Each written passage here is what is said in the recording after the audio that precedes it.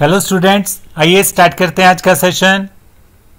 आज के सेशन में हम सीखेंगे एक एरे में से मैक्सिमम वैल्यू कैसे ढूंढनी है और मिनिमम वैल्यू कैसे ढूंढनी है एक ही समय पे। तो चलिए स्टार्ट करते हैं। सबसे पहले सी की बेसिक प्रोग्राम स्ट्रक्चर लिखते हैं। Hash include stdio.h void main, फिर करली ब्रैकेट का ब्लॉक, इसके बीच में हम स्टेटमेंट्स लिखेंगे।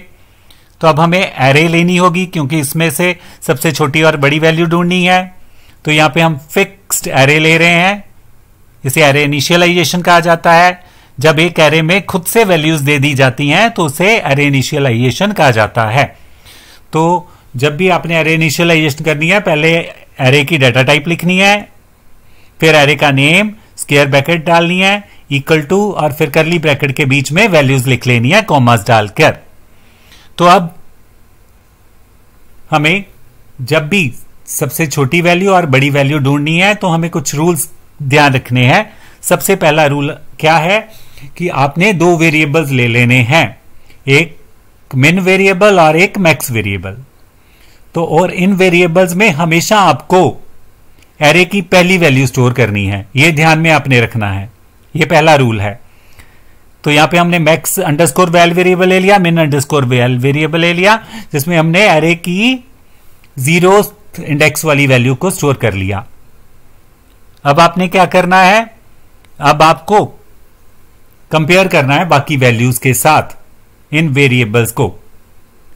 अगर आपकी एरे की वैल्यू बड़ी है मैक्स वैल्यू से तो आपको एरे की वैल्यू को मैक्स वेरिएबल में रखना है।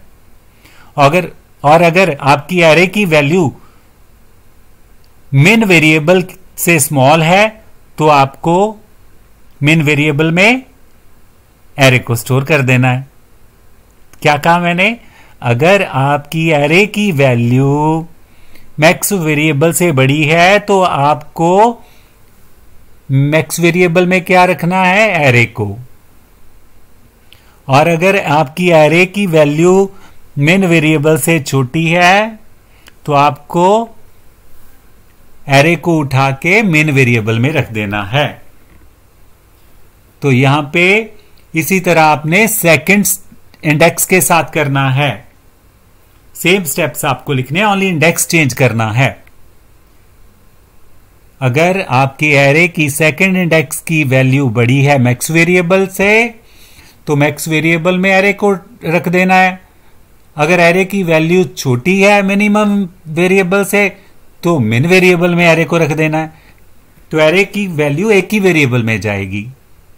तो इसी तरह थर्ड स्टेप के साथ आपको करना है, फिर आपको फोर्थ स्टेप के साथ करना है। तो इस तरह से आपको ये दो रूल्स अपनाने हैं।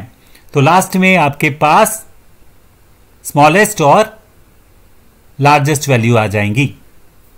तो ये एरे हमारी छोटी थी तो इस तरह से स्टेप्स लिखने सही रहते हैं, पर अगर हमारी एरे बहुत बड़ी है तो इतने ज्यादा स्टेप्स हम नहीं लिख सकते और इसे शॉर्टकट करना चाहिए फिर हमें।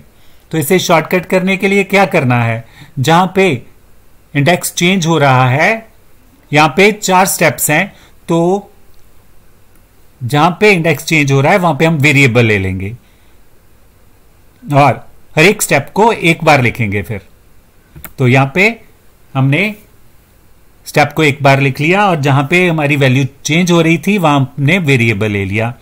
तो वेरिएबल बी हमारा कहां से स्टार्ट हो रहा था? 1 से स्टार्ट हो रहा था। एंड कहां पे हो रहा था? 4 पे। तो अब हम ने क्या किया,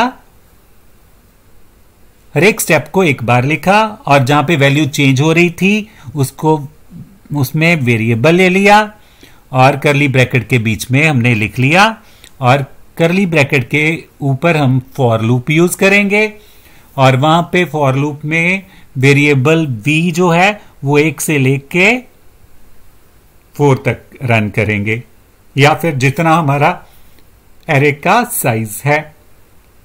अगर हमारी एरे का साइज जो है 6 वैल्यू का है तो हम 5 तक लिखेंगे, अगर हमारा 10 का है तो हम 9 तक लिखेंगे। तो इस तरह से ये स्टेप्स शॉर्ट हो चुके हैं। अब ये स्टेप्स क्या करेंगे, ये लूप क्या करेगा, हमें एरे में से सबसे स्मॉल और सबसे लार्जेस्ट वैल्यू लाके दे देगा। तो अब इन और वैल्यूज किन वेरिएबल्स में जाएंगी, मैक्स वेरिएबल में और मिन वेरिएबल में। तो अब इन वेरिएबल्स को प्रिंट करना है, तो प्रिंट एफ स्टेटमेंट के साथ इन वेरिएबल्स की वैल्यू को प्रिंट करेंगे इस वे से। तो इस तरह से आज के सेशन में आपने सीखा कि कैसे एक एरे में से मैक्सिमम और मिनिमम वैल्यू को ढूंढना है। तो आई होप कि आपको ये लॉजिक अच्छे से समझ आया होगा। तो आज का सेशन यहीं स्टॉप करते हुए मिलेंगे नेक्स्ट सेशन में नेक्स्ट टॉपिक के साथ। Till then have a nice time. Thank you and bye bye.